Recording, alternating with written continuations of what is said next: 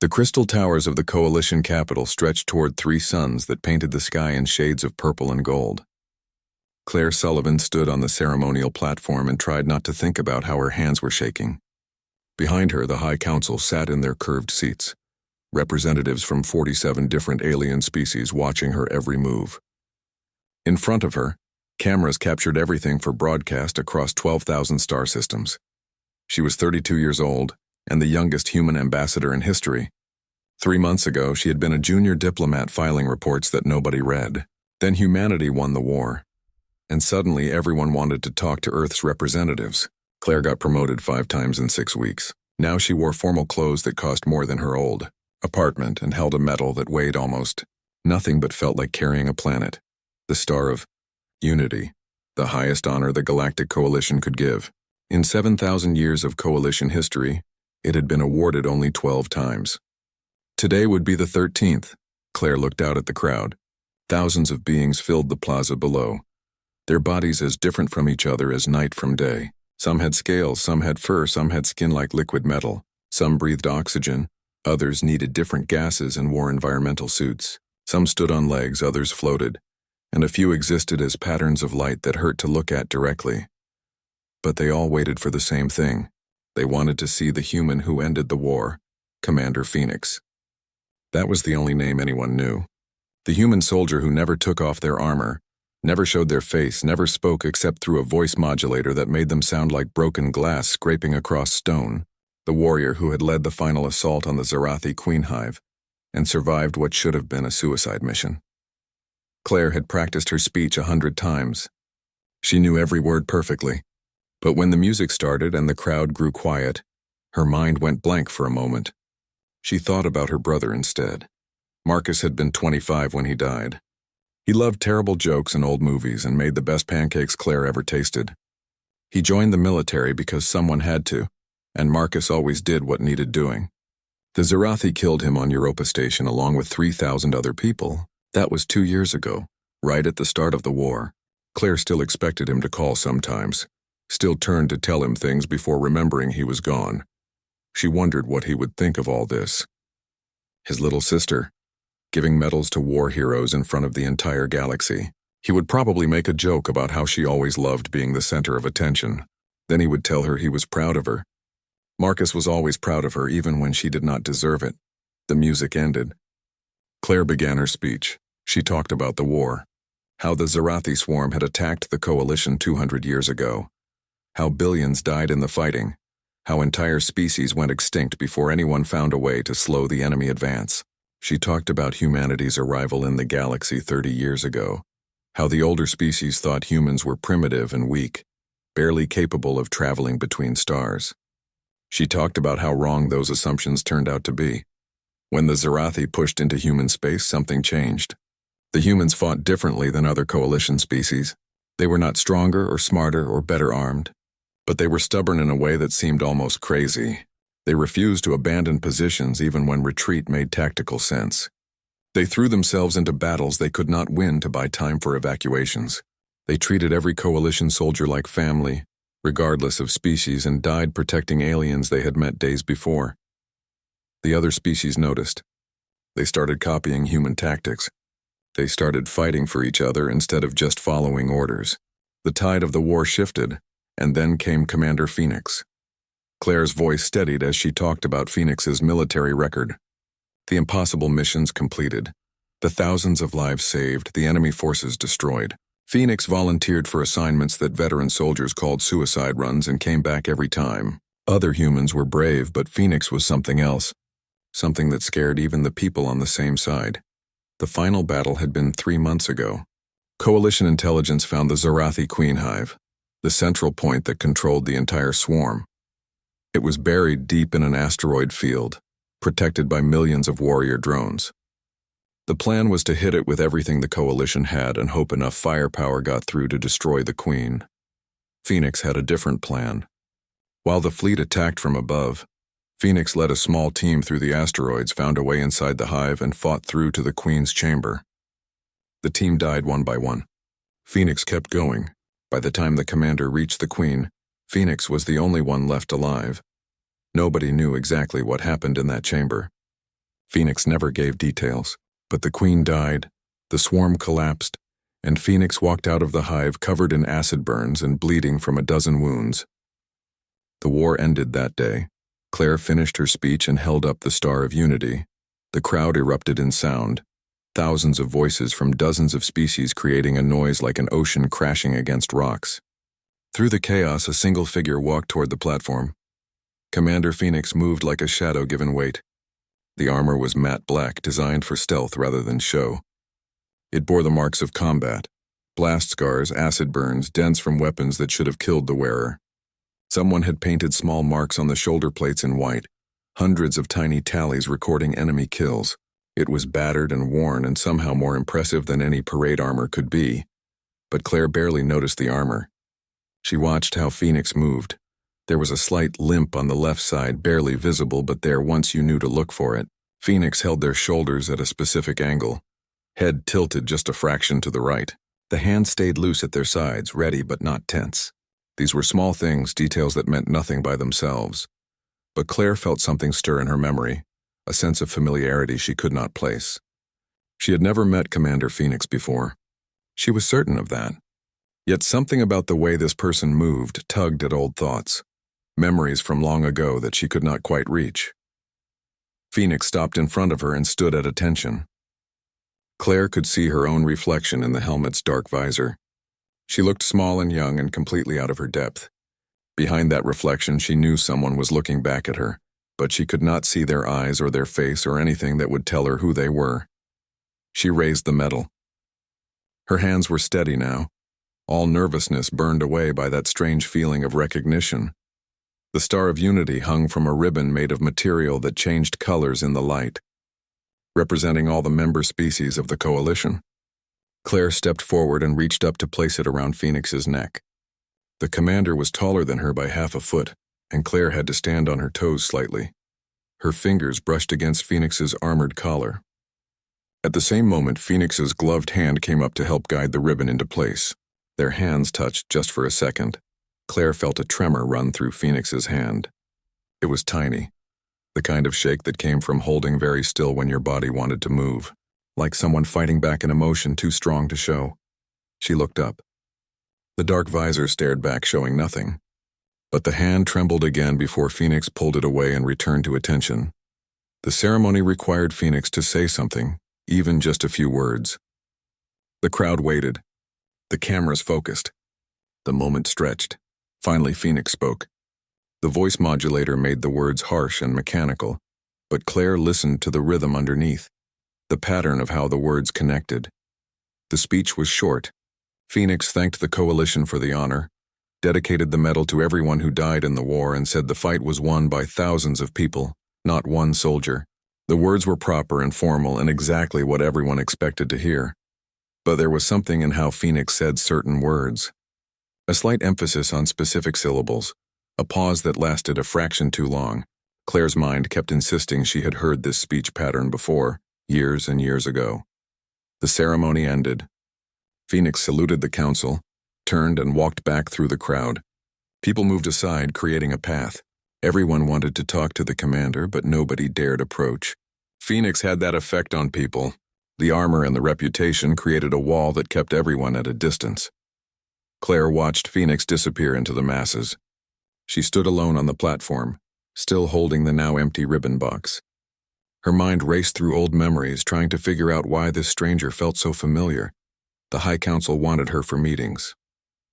The media wanted interviews. Everyone had questions about humanity and the war and the future. Claire smiled and nodded and said the right things, but part of her attention stayed focused on that moment of contact, that trembling hand, that voice speaking words in a pattern she almost recognized.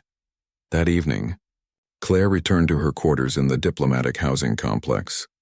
She had a nice apartment now, much better than anything she could afford on Earth. Large windows showed the city at night, towers lit up like stars brought down to ground level. She should have been happy. 2 weeks passed like a dream that moved too fast to catch.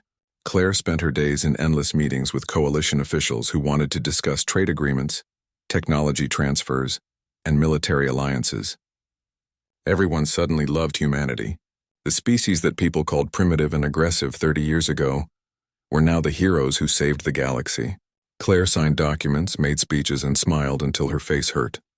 At night, she searched for information about Commander Phoenix. The military databases held more details than the public records, though not many. Claire had diplomatic access now, high enough clearance to read classified files. She learned that Phoenix had been part of a special operations unit, the kind that did not officially exist, the kind that got sent when regular military forces would fail. The unit's motto was painted on their equipment: "No one left behind." They meant it literally. In 5 years of operations, they never abandoned a person they went in to save. Phoenix's personal file was almost empty. No family contacts, no emergency notifications. The hometown was listed as classified, which made no sense for a simple biographical detail. The only personal information was a note in the medical records. Subject has extensive scarring on back and shoulders, likely from childhood. Subject refuses to discuss origin. Claire found one detail that made her stomach twist. 3 years ago, Phoenix had requested assignment to the fleet responding to the Europa station attack. The request was marked urgent and came through hours after the station fell. Phoenix arrived too late to save anyone. Marcus died before help could reach him. A week later, Phoenix led a strike force against 3 Zarathi carrier hives in retaliation. It was classified as a suicide mission. 20 soldiers went in. Only Phoenix came back out. But the 3 hives were destroyed, taking out a significant portion of the swarm's forward forces and buying the coalition time to regroup. Claire read the report 3 times. Phoenix had known about Europa Station. The attack mattered enough to risk everything on a revenge strike. Why would a Special Forces commander care that much about one station falling? She was still thinking about it when she went to the observation deck that evening. It was late, nearly midnight by Earth time. The deck wrapped around the top of the diplomatic tower and offered views of the entire capital city. Claire came here when she needed to think. Usually she was alone. Tonight, someone else was already there. Commander Phoenix stood at the far end of the deck facing the windows. The armor looked different in the dim lighting, less like a weapon and more like a shell. The helmet was off, set on the railing beside Phoenix, but the commander faced away from Claire toward the city lights. Claire froze. She could see the back of Phoenix's head, short, dark hair cut in a military style. She could see the neck, marked with old scars that looked like they came from something that burned. If she walked closer, if she moved to the side, she would see Phoenix's face. She took 1 step forward. Her shoe made a soft sound on the deck floor. Phoenix moved like lightning.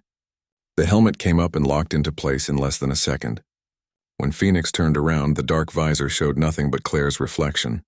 They stood there 20 feet apart, neither speaking. Finally, Claire found her voice. "I'm sorry. I didn't mean to disturb you." Phoenix's modulated voice came out flat and mechanical. "You didn't disturb me, Ambassador Sullivan." "Claire," she said. "Just Claire is fine."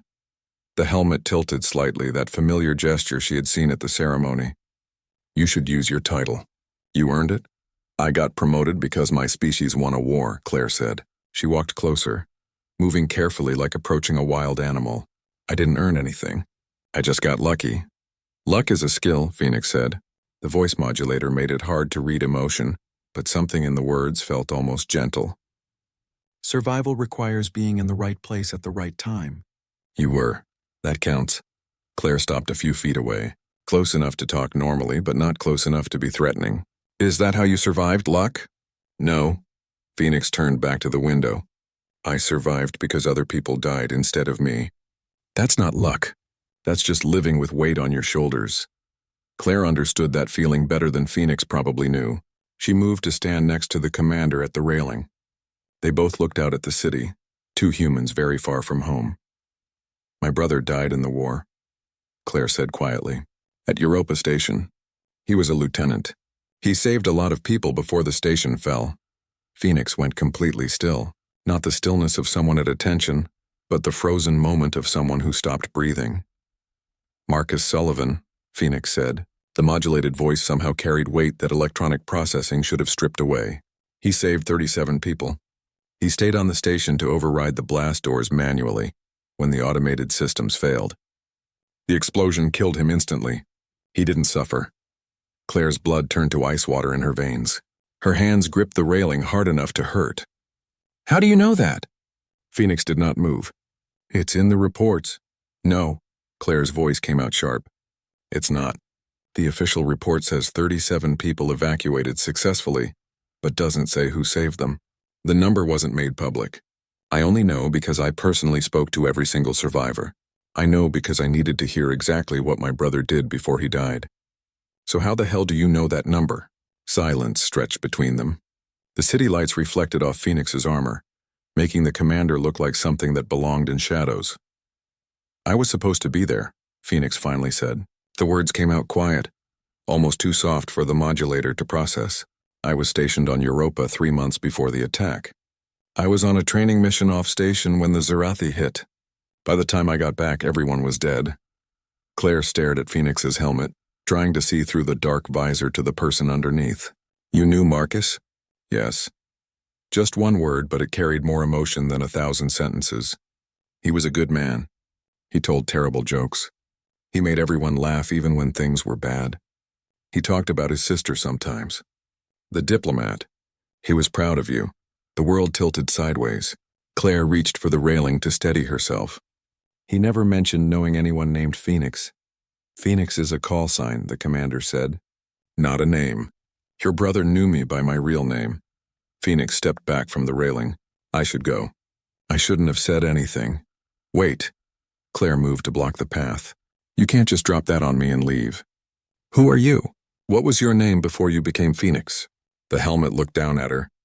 Claire was not a short woman, but Phoenix was taller and the armor made the commander seem even bigger. It should have been intimidating. Instead, Claire saw the slight shift of weight to the right leg, the subtle tension in the shoulders, and recognized it as someone preparing to run.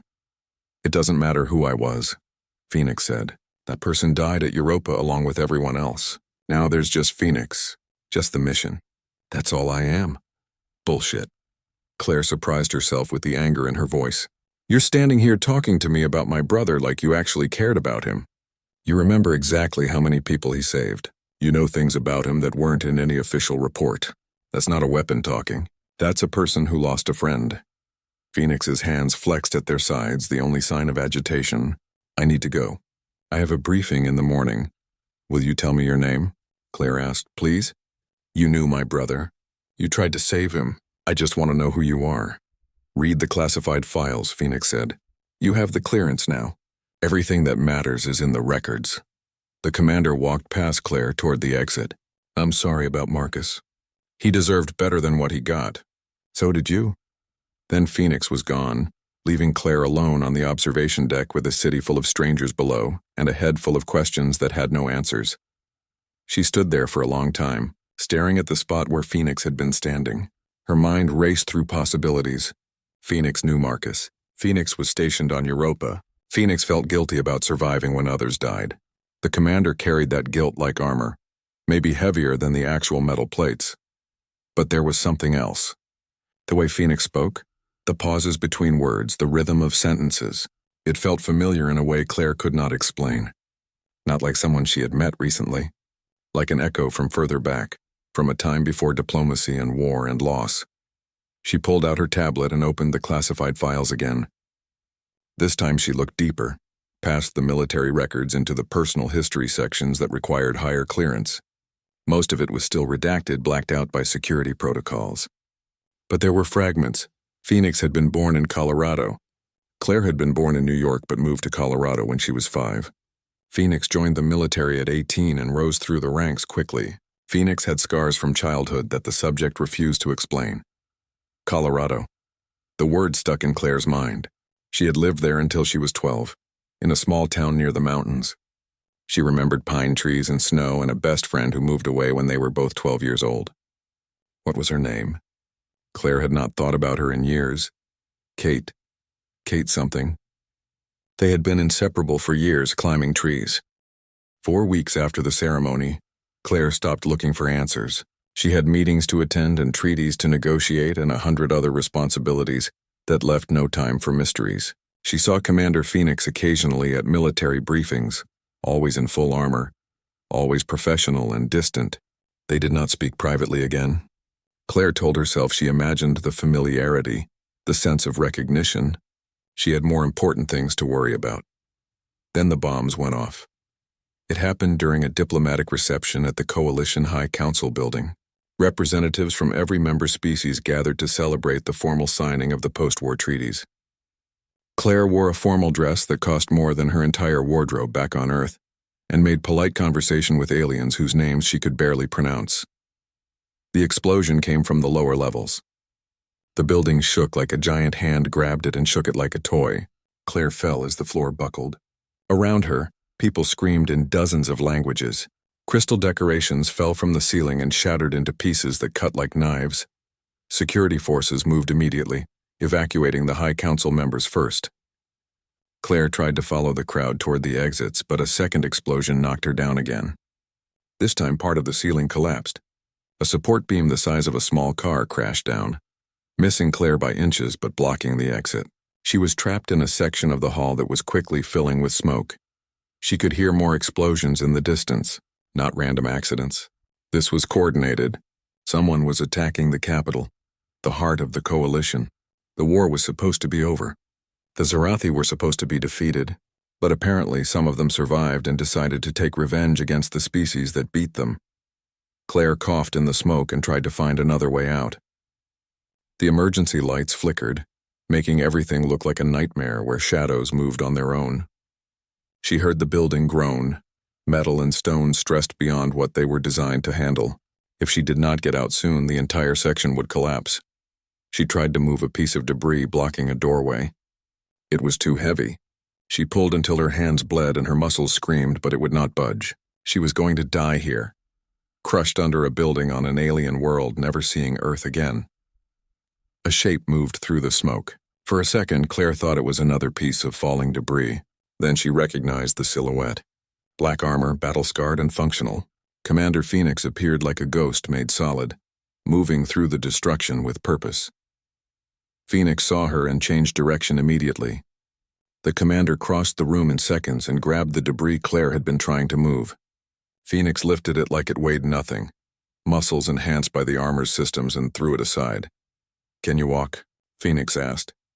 The modulated voice somehow cut through the noise of alarms and distant explosions. Claire nodded.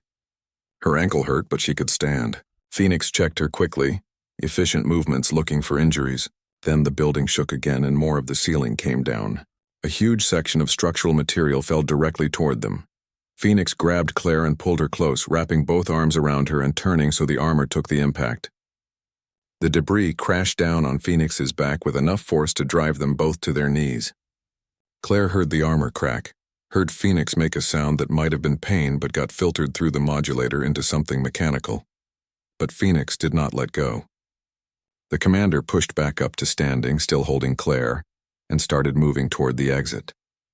More debris fell. Phoenix dodged some, took hits from others, always keeping Claire protected with their own body. They made it to a service corridor that was still intact. Phoenix set Claire down carefully and checked her again. "Are you hurt?" "I'm fine," Claire said. "You took most of the hits. Are you okay?" "Armor held," Phoenix said shortly. "We need to move. The building isn't stable." They started down the corridor. Phoenix led, checking corners and watching for threats. Claire followed close behind, trying not to slow them down. She could see damage to the armor now. Deep cracks in the back plates where debris hit. One of the shoulder pieces hung loose, held on by damaged straps. The corridor opened into a stairwell. They had to go down 3 floors to reach ground level. Phoenix checked the stairs, deemed them safe enough, and started descending. Claire followed, gripping the railing. Halfway down, disaster struck. Another explosion, closer this time, shook the stairwell. The railing Claire held onto tore free from the wall. She lost her balance and fell backward. Phoenix spun around with impossible speed and caught her. But the movement made the damaged armor shift. The broken shoulder piece caught on something. The helmet's release mechanism triggered. The seal cracked with a hiss of escaping air. The helmet tilted forward on its mounting points, no longer secure. Phoenix tried to catch it with one hand while still holding Claire with the other. But the angle was wrong. The helmet fell away completely and clattered down the stairs. Phoenix froze. Claire stared. The face looking down at her was female, scarred but unmistakably beautiful. Short dark hair, military cut but slightly longer than regulations, green eyes that Claire had seen every day for 7 years of her childhood, a nose that broke at least once and healed slightly crooked, a jaw set in determination that could not hide the fear underneath. Kate Harrison, 20 years older than the last time Claire saw her, marked by war and loss and guilt, but absolutely and definitely Kate Harrison. Kate? Claire's voice came out as a whisper. Kate closed her eyes for a moment like someone accepting an inevitable punishment. When she opened them again, they were wet with tears that did not fall. "Hi, Claire," Kate said. Her real voice was nothing like the modulator. It was softer, warmer, carrying an accent from Colorado that years of military service never quite erased. "Long time no see." 20 years of questions tried to force their way out of Claire's mouth at once. "Why did you never contact me? Why are you hiding behind armor? Why does everyone think you're just a weapon? How did you become this?" Instead, the building shook again and reminded them both that they were still in danger. Kate's face shifted back to professional focus. Questions later. Survival now. "Can you run?" Claire nodded. She could run. She could do whatever it took to get out of here alive so she could get answers from the ghost of her childhood. They ran down the remaining stairs together. Without the helmet, Claire could see Kate's expressions. The way her jaw clenched when she calculated risks. The slight narrowing of her eyes when she heard something concerning. The tiny smile when they reached the ground floor and found an exit that was still intact. All the small things that made Kate a person instead of just an armored figure. They burst out of the building into chaos. Emergency vehicles crowded the streets.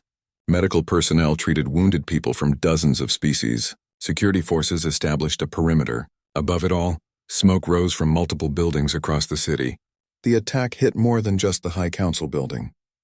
Kate pulled Claire away from the main crowd to a quieter area behind the emergency vehicles. They stopped in the shadow of a transport carrier and finally had a moment to breathe. "Kate Harrison," Claire said. She reached out and touched Kate's face, needing to confirm this was real and not a hallucination from smoke inhalation. "You're Commander Phoenix. You're the hero everyone talks about. You're my best friend from when we were kids." Kate caught Claire's hand gently and held it. "I know this is a lot to process. I didn't want you to find out like this. I was trying to keep distance between Phoenix and Kate, trying to keep you from making the connection." "Why?" Claire demanded. "Why hide from me? We were friends. We were best friends. You disappeared from my life and now I find out you've been fighting in this war the whole time. You knew Marcus. You tried to save him. Why didn't you tell me any of this?" Kate looked away, staring at the smoke rising from the city. "Because Marcus died on my watch. Because I was supposed to be there and I wasn't. Because every time I saw you at official functions, I saw the sister of a man I failed to save. How was I supposed to tell you that? How could I face you knowing I let your brother die?" "You didn't let him die," Claire said fiercely. "You were off station. You couldn't have known the Zarathi would attack. You came back as fast as you could. I should have been faster." Kate's voice cracked. "I should have been there. Marcus was a good man. He talked about you all the time. He was so proud of his little sister, the diplomat who was going to change the galaxy. He showed me pictures. That's when I realized you were the same Claire I knew as a kid. The same girl who climbed trees with me and promised we'd be friends forever." "We are still friends," Claire said. "We never stopped being friends. We just lost touch. That's all. That happens to people." Kate shook her head. "You don't understand. After Europa Station, after I failed to save Marcus and everyone else, I couldn't be just a person anymore. I volunteered for every enhancement the military offered. Genetic modifications, cybernetic upgrades, experimental drugs that might have killed me. I turned myself into a weapon because weapons don't feel guilty. Weapons don't fail their friends. They just accomplish the mission or break trying." The news spread across the galaxy in hours. Commander Phoenix was not just a mysterious soldier anymore. Phoenix was Kate Harrison, a human woman from Earth, and the galaxy wanted to know everything about her. The attack on the capital ended quickly once the coalition military responded. The Zarathi remnants responsible were either killed or captured. Security forces found their hidden base in the asteroid fields and destroyed it. The terrorists hoped to destabilize the coalition in its moment of peace. Instead, they gave the galaxy a reason to come together even stronger. And they gave humanity a new kind of recognition. Claire watched Kate struggle with the attention. The helmet came off permanently after the attack. Kate could not hide anymore and honestly did not seem to have the energy to try. She appeared at briefings with her face bare, answering questions in her real voice instead of through the modulator. People stared at the scars on her neck and the hardness in her eyes, but they also saw something else. They saw a person who had suffered and survived and never stopped fighting. 3 days after the attack, the High Council called a formal assembly. They wanted Kate to speak to the gathered representatives about humanity's role in the war. Claire sat in the diplomatic section and watched her childhood friend stand alone in front of the most powerful beings in the galaxy. Kate wore her dress uniform instead of combat armor. It was the first time Claire saw her in anything besides battle gear. The uniform was crisp and proper, decorated with medals that Kate probably never looked at twice. She stood at attention while the council leader introduced her, and Claire could see the tension in her shoulders. Kate was more comfortable being shot at than being the center of attention like this. The council leader finished the introduction and gestured for Kate to speak. Kate stepped forward to the podium. She looked out at the assembled representatives from 47 different species and was quiet for a long moment. Then an elder from the Velkari delegation stood up. The Velkari were crystalline beings who had been part of the coalition for 3,000 years. They were known for wisdom and careful speech. When a Velkari elder spoke, everyone listened. Commander Harrison, the elder said, their voice chiming like glass bells. "We have studied your species since you joined the coalition 30 years ago. We have analyzed your military contributions during the war. The data presents a puzzle. Humans should not have been able to turn the tide of this conflict. You are not the strongest species physically. You are not the most intelligent. Your technology is primitive compared to many coalition members, yet human soldiers achieved victory rates that seem statistically impossible." "Can you explain this?" Kate was quiet again. Claire knew that look. Kate was organizing her thoughts, deciding how to explain something complicated in simple terms. Finally, Kate spoke. "You're right that we're not the strongest or the smartest," Kate said. Her voice carried clearly through the assembly hall without needing amplification. "But you're asking the wrong question. You want to know what makes humans good at war. The real question is what makes humans good at surviving." Kate gestured at the assembled representatives. "Most of your species evolved on worlds that were relatively safe. Stable climates. Few natural predators. Your planets helped you grow and develop. Earth did not do that for humans. Earth tried to kill us constantly. Hurricanes, earthquakes, volcanoes, diseases, predators that were bigger and faster and stronger than we were. Everything on our planet wanted us dead." Several representatives shifted in their seats. They knew Earth's classification as a death world, but hearing a human describe it made it more real. "We survived by being adaptable," Kate continued. "We learned to live in deserts and jungles and Arctic tundra. We learned to eat almost anything. We learned to make tools and weapons from whatever materials we found. We learned to work together because alone humans die. Together we conquer our environment. That adaptability is what makes us effective soldiers. We can fight in any terrain, eat field rations that would poison some species and keep going on less sleep than anyone else. But that's not why we won the war." The Velkari elder tilted their crystalline head. "Then why did you win?" Kate's expression softened. "Because we're stubborn. Because we don't know when to quit. Because we fight for the people next to us, not for abstract concepts like duty or honor. Let me tell you about a man named Marcus Sullivan." Claire's breath caught. She had not expected Kate to talk about Marcus publicly. "Marcus was a lieutenant stationed on Europa," Kate said. "When the Zarathi attacked, he was in a section of the station that could have evacuated safely. His orders were to get to the escape pods. Instead, he stayed behind. The automated blast doors failed and trapped 36 civilians in a section that was venting atmosphere. Marcus went back, overrode the doors manually, and got those people out. The explosion killed him. He knew it would. He did it anyway." Kate's voice stayed steady, but Claire could see the pain in her eyes. Marcus saved 37 people that day. None of them were human. They were Velkari, Thorian, Kasani, and 4 other species. He died protecting aliens he had known for maybe 3 months. That's not unusual for humans. That's normal. We do that constantly. We treat coalition soldiers like family after knowing them for days. We risk our lives for species we just learned to pronounce. Because to humans, it doesn't matter where you're from or what you look like. If you're fighting next to us, you're one of us. The assembly hall was completely silent. Every representative listened with full attention. "The coalition fights for survival," Kate said. "For duty. For civilization. Those are good reasons. But humans fight for something simpler. We fight for the person next to us. We fight for our friends. The Zarathi made one critical mistake when they attacked the coalition. They hurt our friends, and humanity has a very simple philosophy about that. Kate looked directly at the Velkari elder. You hurt our friends, we end you. It's not complicated. It's not elegant. But it's effective. Every human soldier in this war was fighting for specific people they cared about. We had names and faces. We had friends to protect and friends to avenge. That's why we seemed so aggressive, so relentless. We weren't fighting for territory or resources. We were fighting for people we loved. A representative from the Thorian delegation stood up. The Thorians were logical beings who valued efficiency above emotion. Are you suggesting that emotional attachment is superior to tactical discipline? I'm suggesting they work together, Kate replied. Humans are not mindless berserkers. We use tactics and strategy and planning, but when those plans fail, when everything goes wrong and the mission is falling apart, humans have something extra. We have the stubborn refusal to let our friends die. We have the ability to keep going when logic says we should retreat. We have the willingness to sacrifice ourselves if it means the people we care about survive. Kate paused.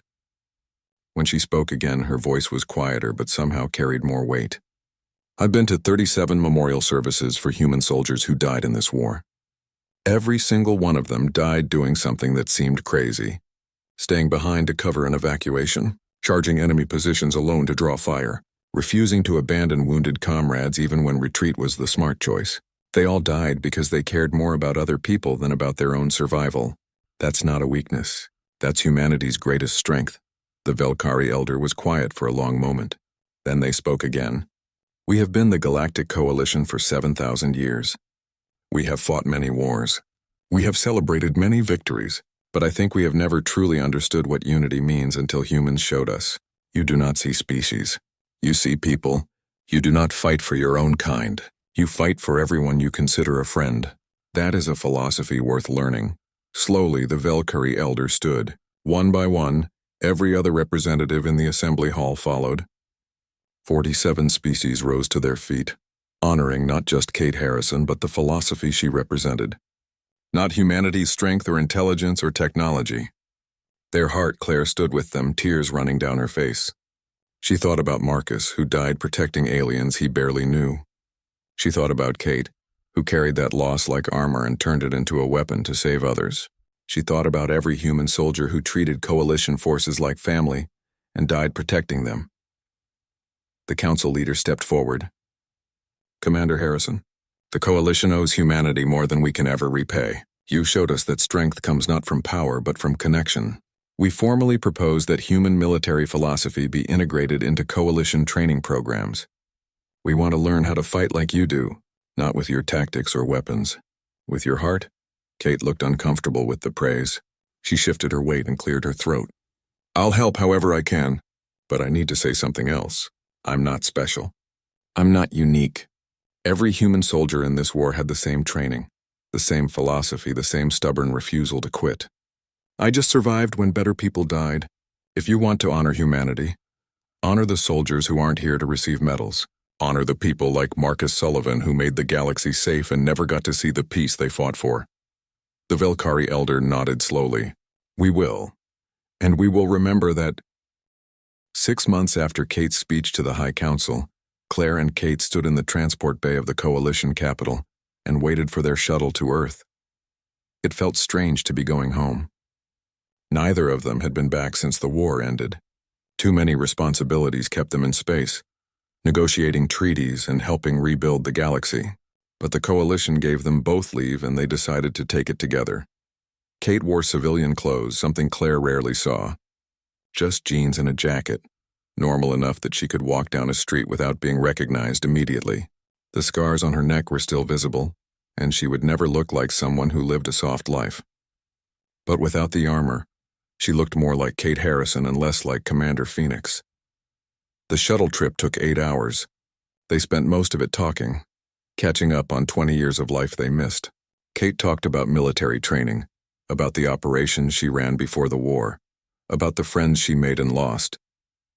Claire talked about her diplomatic career, about the struggles of representing humanity to species that looked at humans like interesting insects, about the loneliness of being so far from home. They talked about Marcus, too. Kate told Claire stories about him that the official reports never captured. How he could make anyone laugh even in the middle of a crisis. How he always remembered people's birthdays. How he kept a picture of Claire on his desk and talked about her accomplishments with obvious pride. Claire cried hearing these stories, but they were good tears. Healing tears. For the first time since Marcus died, she could remember him as a person instead of just an absence. The shuttle landed at the New York spaceport in the early morning. Earth looked beautiful from space, all blue and green and white. Claire forgot how much she missed it until she saw it again. Kate stared out the window for a long time without speaking, and Claire wondered what she was thinking. How many planets had Kate seen during the war? How many worlds did she fight to protect? But none of them were home. None of them were Earth. They rented a car and drove to Colorado. Neither of them wanted to fly or take a train. They wanted to see the countryside, wanted to remember what Earth looked like when humans were not fighting for its survival. The drive took 2 days, and they stopped at small towns along the way, eating at local restaurants and staying at hotels that had never heard of the Galactic Coalition. It was peaceful in a way that felt strange after years of war. No alerts, no emergencies, no threat of attack. Just normal people living normal lives, completely unaware that the 2 women eating breakfast at the corner diner were famous across half the galaxy. On the 3rd day, they reached Colorado. The mountains rose in the distance, snow-capped and eternal. Kate gripped the steering wheel tighter when she saw them, and Claire noticed but did not comment. They drove to the memorial first. The Europa Station Memorial sat on a hillside outside Denver. It was a simple structure, just a curved wall of black stone with names engraved in white. 3,246 names. Every person who died when the station fell. The wall was arranged chronologically, showing who died first as the Zarathi break through sections of the station one at a time. Marcus Sullivan's name was near the end, one of the last people to die because he stayed behind to save others. They stood in front of Marcus's name for a long time. Claire had visited before, right after the funeral, but she had been alone then, drowning in grief and anger. Having Kate beside her made it different. Kate knew Marcus. Kate tried to save him. Kate carried guilt about his death that Claire was trying to help her release. "I come here when I'm on Earth," Kate said quietly. "Every time. I stand here and I apologize to him. I tell him I'm sorry I wasn't fast enough. I'm sorry I failed." "You need to stop apologizing," Claire said. "Marcus wouldn't want that. He would want you to remember him, yes, but not to torture yourself. He made a choice. He saved those people because that's who he was. You would have done the same thing in his position." "I know," Kate said. "Logically, I know. But logic doesn't help much with grief." "No," Claire agreed. "It doesn't, but time helps. And friends help, and knowing that Marcus would want us to live fully instead of just surviving." They placed flowers at the base of the wall, white roses, because Marcus always liked simple things. Then they sat on a bench nearby and watched the sun move across the sky, casting shadows from the memorial that stretched long and dark. "He talked about you near the end," Kate said. "The last time I saw him, about a week before the attack. He said his sister was going to do great things. He said you were going to make the galaxy better." "He was right. He said the same thing about you," Claire replied, "in his last message to me. He said he met an old friend of mine from Colorado. He said Kate Harrison was the best soldier he ever knew, and that I should be proud to have known you as a kid." Kate's eyes went wide. "He knew we were childhood friends?" "He figured it out," Claire said. "Small town in Colorado, girl named Kate Harrison who knew me. There aren't many people who fit that description. He asked me about you in his second to last message. I told him we lost touch years ago. He said he would reconnect us if we all survived the war." Kate was quiet for a long time. "He was a good man. I wish I could have saved him." "I wish that too," Claire said. "But he saved 37 people. And you saved thousands more by ending the war. Marcus would say that's a fair trade.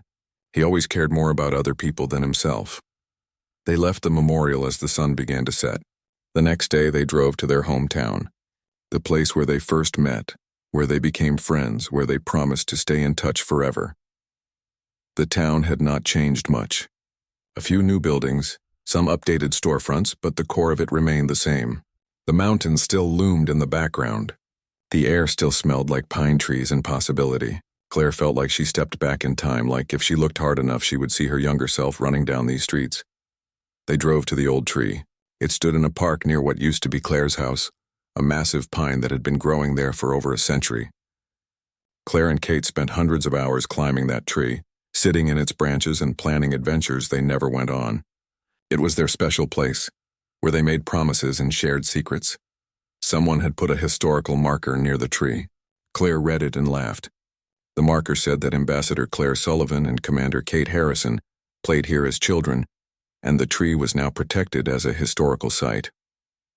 Their childhood hideout was officially recognized by the government. Marcus would have found that hilarious. Kate touched the bark, running her fingers over the rough surface. "Remember when we tried to build a treehouse? We got about 3 boards nailed up before your dad made us stop because it was dangerous," Claire said, smiling at the memory. "We were terrible at building things," Kate agreed. "Good thing we found other careers." They sat under the tree, backs against the trunk, just like they used to. 2 32-year-old women sitting like children, looking at a town that felt both familiar and foreign. "I'm scared," Kate admitted suddenly. "The war is over. Everyone wants to celebrate. But I don't know how to live in peacetime. I've been a soldier for so long. Fighting is all I know. What do I do now?" "Whatever you want," Claire said. "You can stay in the military if it makes you happy.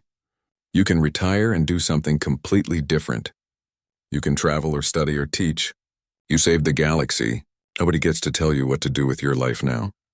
"I don't even know what makes me happy anymore," Kate said. She looked up at the branches above them. "Sitting here makes me happy. Talking to you makes me happy. But that's not a career. That's not a purpose. Purpose can be quiet," Claire said. "It doesn't have to be grand. Maybe your purpose is helping other soldiers adjust to peace. Maybe it's teaching coalition forces the philosophy you talked about. Maybe it's just living well and being happy after spending so long being the weapon everyone needed." "That's enough," Kate was quiet, thinking. "I'm afraid of peace." "Isn't that stupid? I fought for peace. I killed for peace. But now that it's here, I don't know how to handle it." "It's not stupid," Claire said. "War gives you clear goals, clear enemies, clear purpose. Peace is messy and complicated and sometimes boring, but it's also beautiful. You get to wake up without wondering if today is the day you die. You get to make plans for next year instead of just next week. You get to have friends and relationships and a life that's more than just missions." "I want that," Kate said softly. "I want a life. I just don't know how to build one." "We'll figure it out together," Claire promised. "Like we did when we were kids, remember? We made a pact right here under this tree. Friends forever, no matter what. We broke that pact by losing touch, but we found each other again. So let's make a new pact. We help each other survive peace the same way we survived war. Deal?"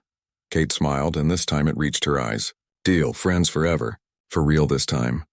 They shook hands like they were signing an official treaty. Then they both laughed because it felt ridiculous and perfect at the same time. A group of children came running through the park, playing some game that involved a lot of shouting. One little girl noticed Claire and Kate sitting under the tree. She stopped and stared, then whispered something to her friends. They all stared, finally, though.